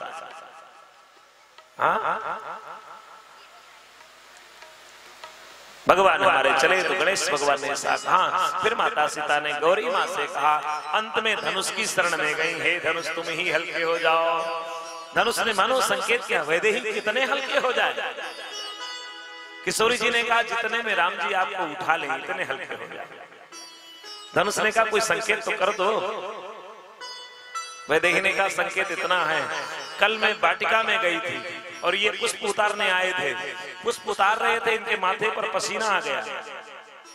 जिसको पुष्प उतारने में माथे पर पसीना आ जाए, भाल तिलक बिंद सुहाए। इतने कोमलांग राम जी हैं, ये आपको उठा ले। धनुष ने कहा ठीक है वैदेही, मैं प्रयास करता हूँ। राम जी धनुष के पास, वैदेही का दर्शन किया। सीता ने राम को देखा, राम जी ने हमारे वैदेही सीता को देखा। और माता सीता देवताओं को मना रही हैं और व्याकुल हैं कि अब ये क्या तोड़ पाएंगे दुनिया वाले। लेकिन नहीं, उसी समय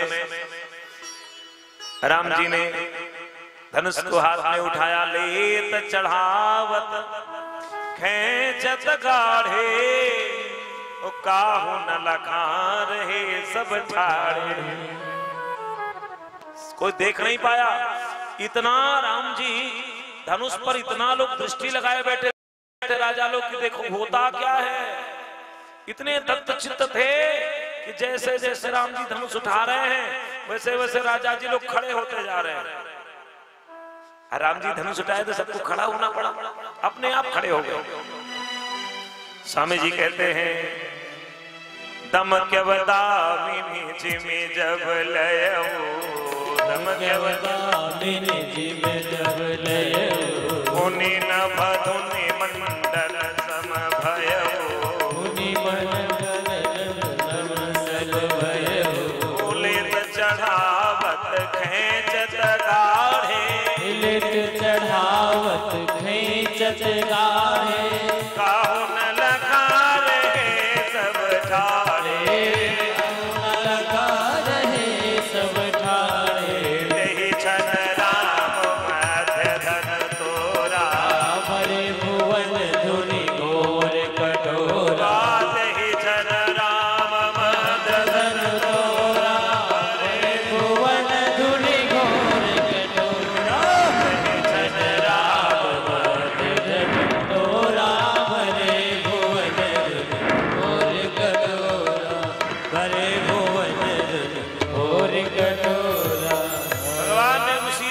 मध्य से धनुष को तोड़ा और डोरी नहीं तोड़ी, धनुष को धरती पर रख दिया।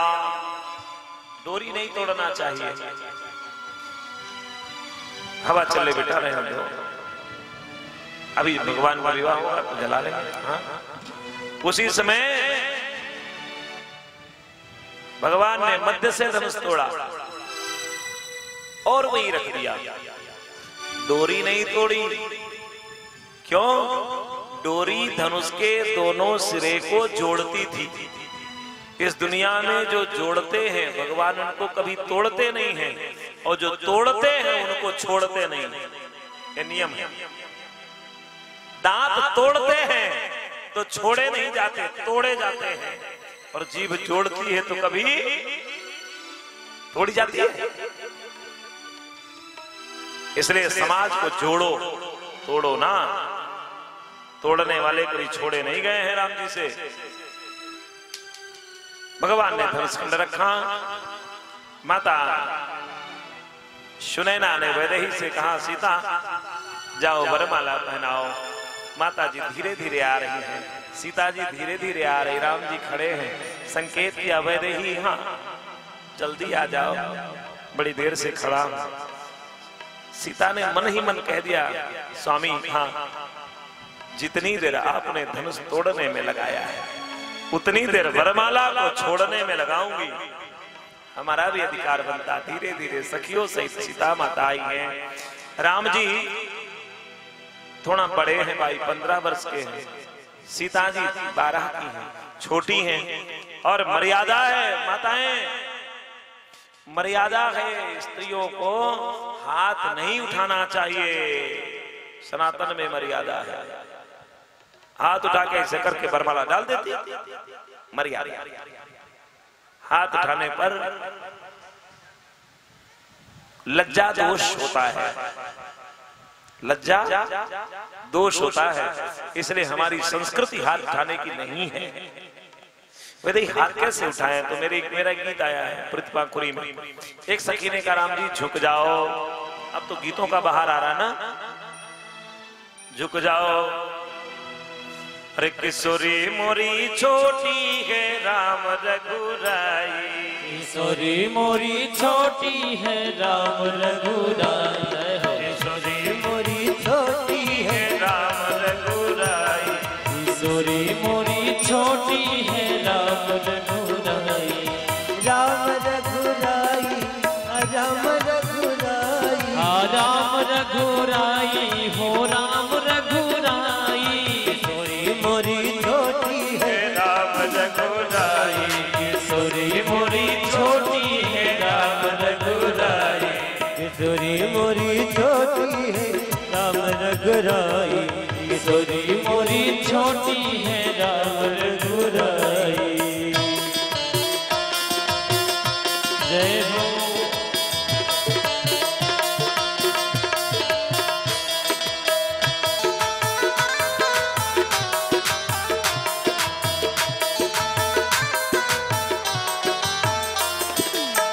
रुन झुन रुन झुन नूपुर बाजे, रुन झुन रुन झुन नूपुर बाजे, कंगना कंचन कंगना हाथ मसाजे, कंचन कंगना हाथ मसाजे, कंचन कंगना हाथ मसाजे, कंचन कंगना हाथ मसाजे,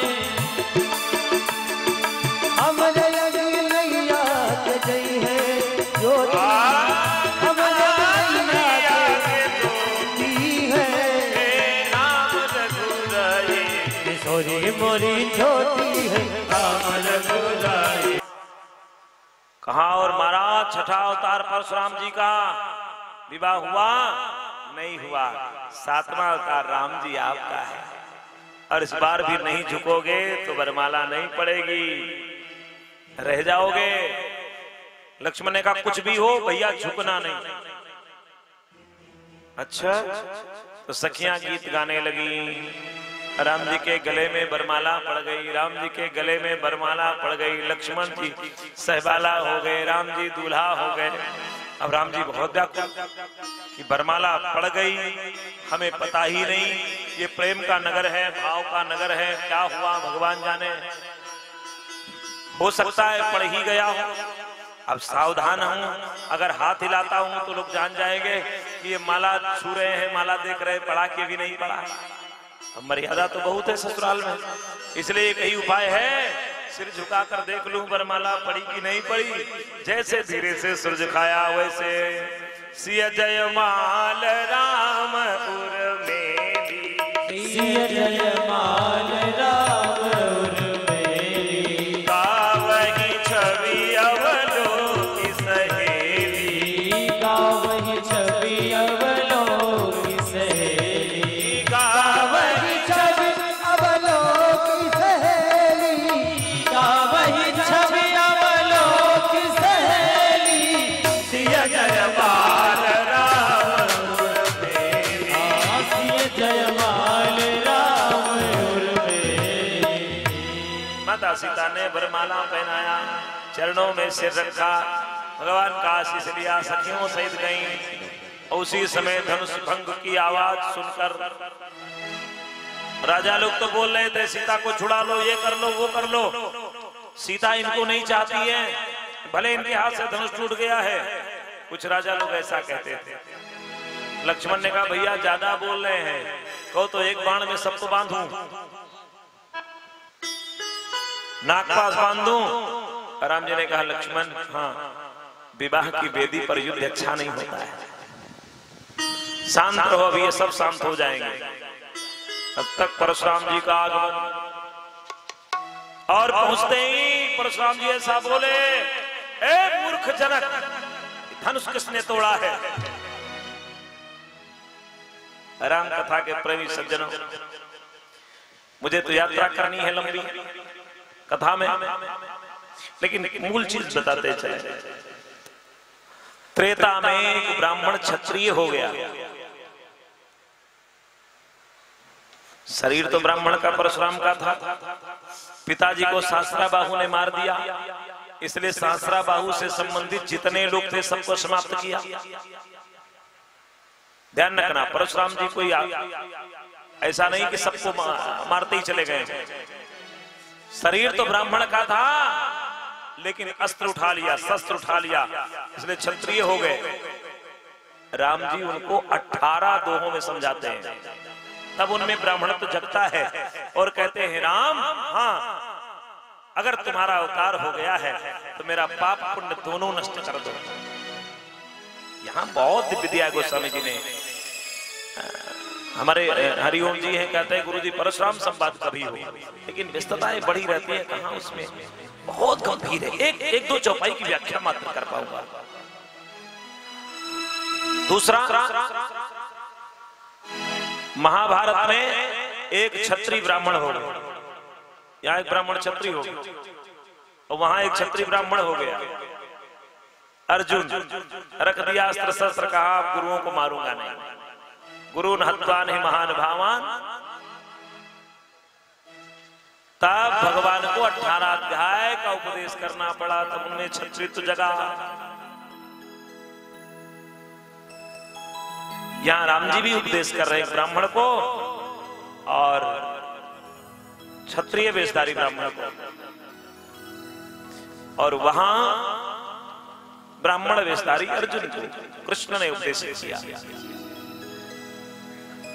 यहां विचित्र लीला और देखिए, जनक जी क्षत्रिय हैं, उनको शास्त्र पर विश्वास है, परशुराम ब्राह्मण है, उनको शस्त्र पर विश्वास है।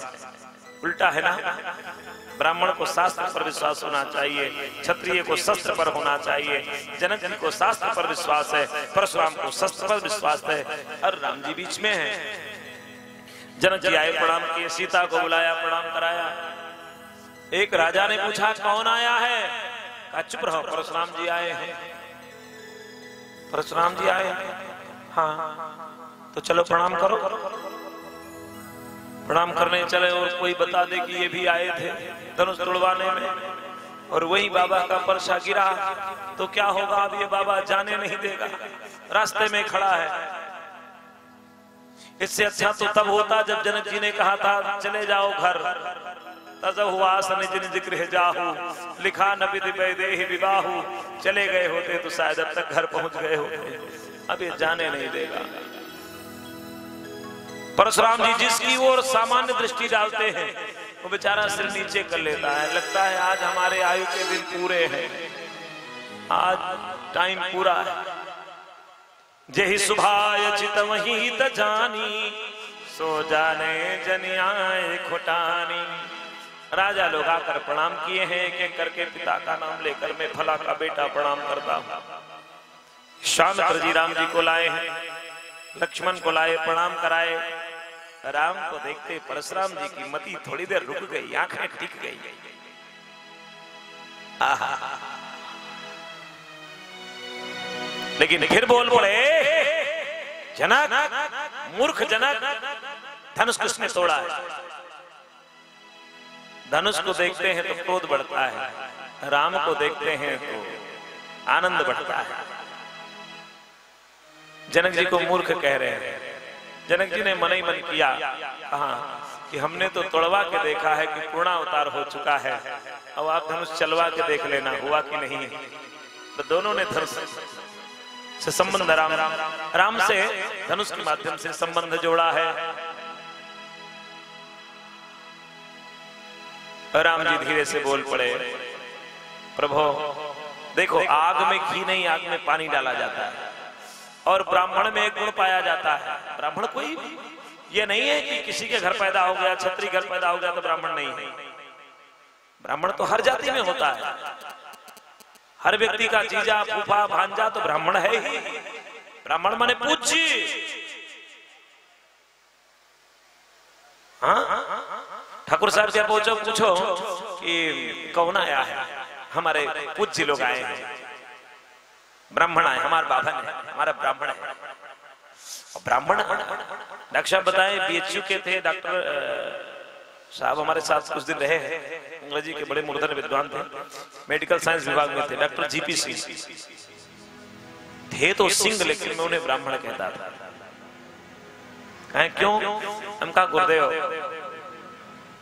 आप में ब्राह्मण धर्म है, धर्म जिसमें ब्राह्मण का हो,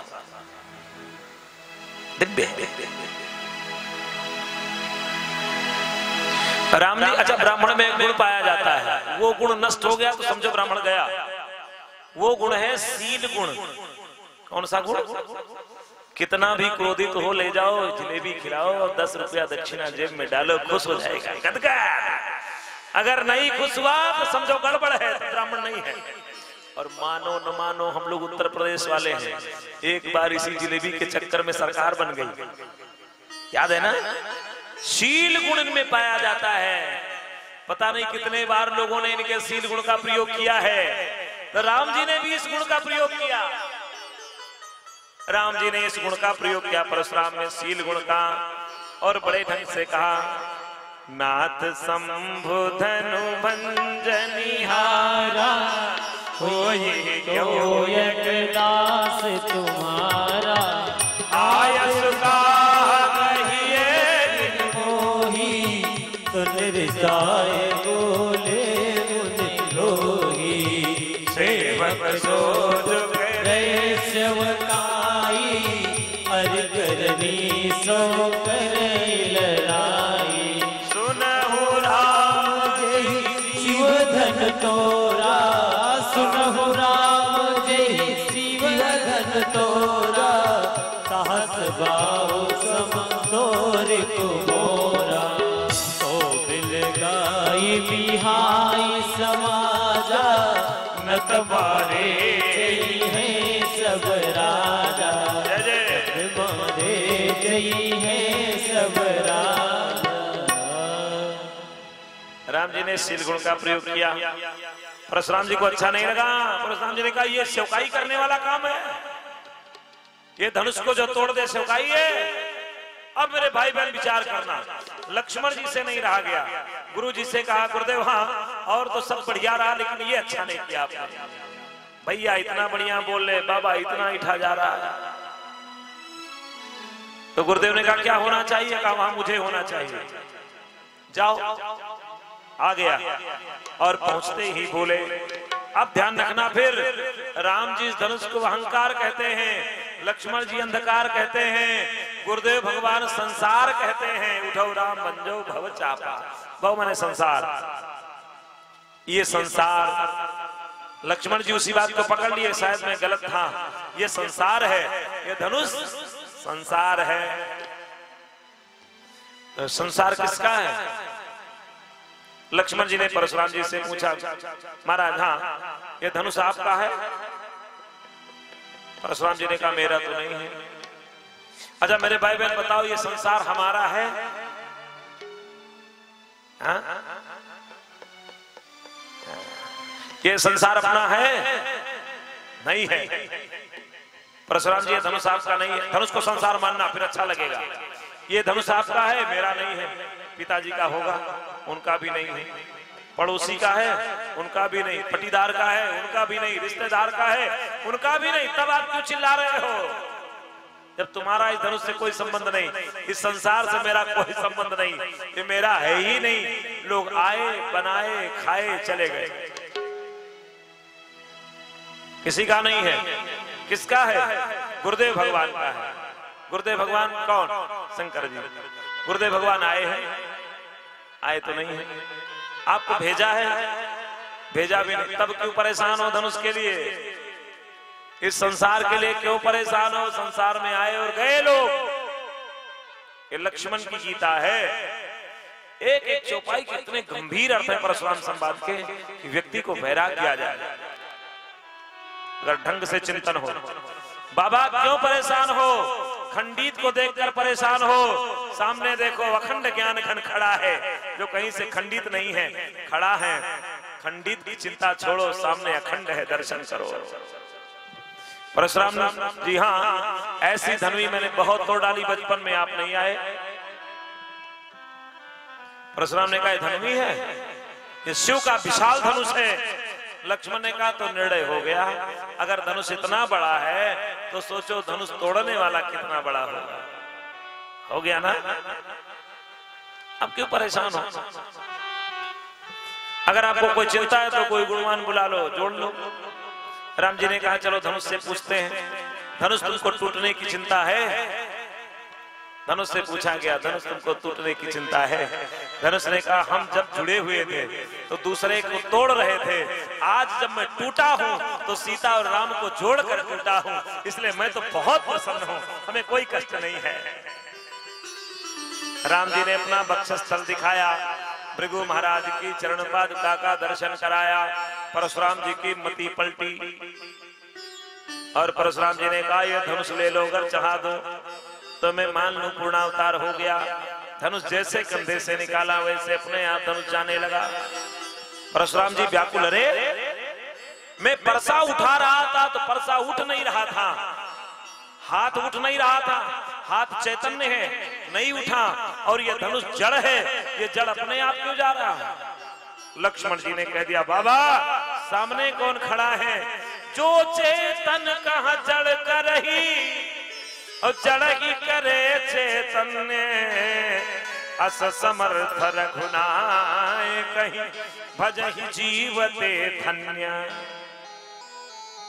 सामने वो खड़ा है जो जड़ को चेतन कर दे, चेतन को जड़ कर दे, वो तो उसके हाथ में है। भगवान ने जब बाण चढ़ाया, परशुराम जी से पूछा कहां छोड़ूं?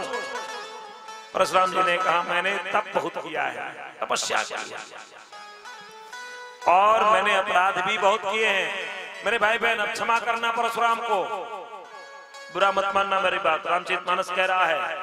अब परशुराम को आप सबको भी अब तो संत मान लेना चाहिए। प्रसंग बहुत दिखते हैं प्यारे, कभी फिर यात्रा में आऊं तो परशुराम सुनिए केवल 9 दिन, तब आनंद आए। अब तो परशुराम को छोड़ दो, वीर योद्धा बनाकर उनको प्रतीक बनाकर के जहां तहां मत पुजाओ।